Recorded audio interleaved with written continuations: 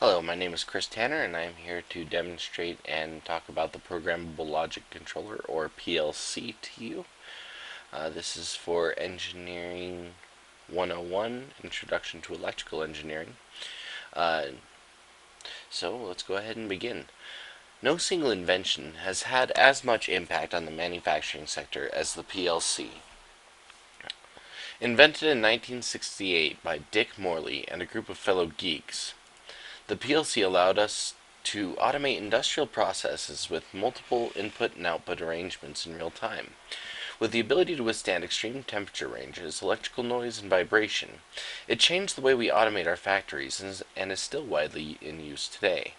This is from the father of invention. Dick Morley looks back on the 40th anniversary of the PLC for manufacturing automation on the 12th of September 2008.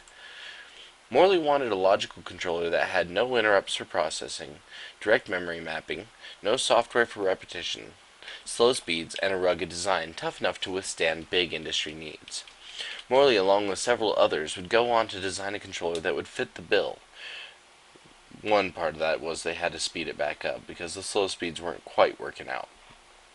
$1 million sale to GM threw the company into business, and $1 million sale to GE guaranteed its success. The PLC has evolved a lot compared to the first ones available.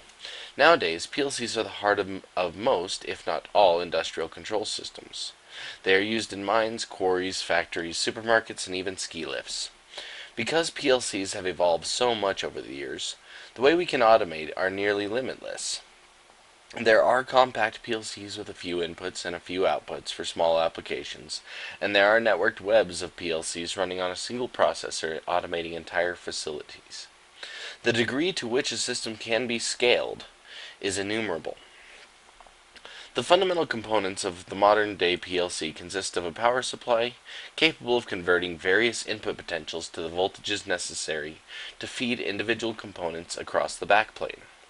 The backplane is the freeway of the PLC. It is where all information goes in search of its destination from its origin. It is also the bus that supplies the power to those same components. The processor is the mind of the PLC. All tasks to be performed under given conditions are stored and analyzed in the CPU. The CPU receives information from various input-output modules, both digital and analog, and depending on the variables provided by those modules, will drive or not drive certain outputs. Again, those outputs are both analog and digital.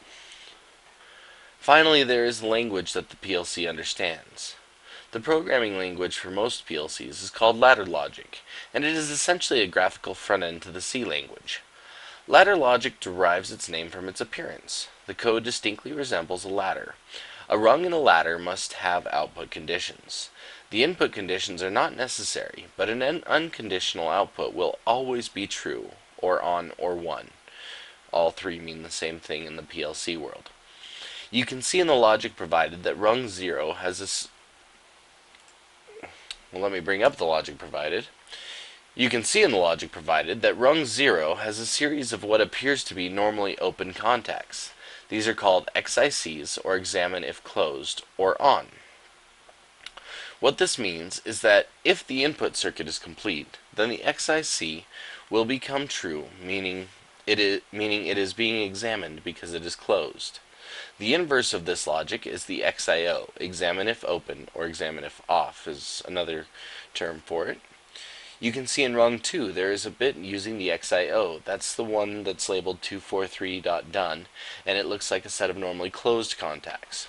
This is known as Boolean logic, for the most part displayed here, meaning it is ones and zeros with the exception of the two timers. Outputs energize when all prior conditions are true.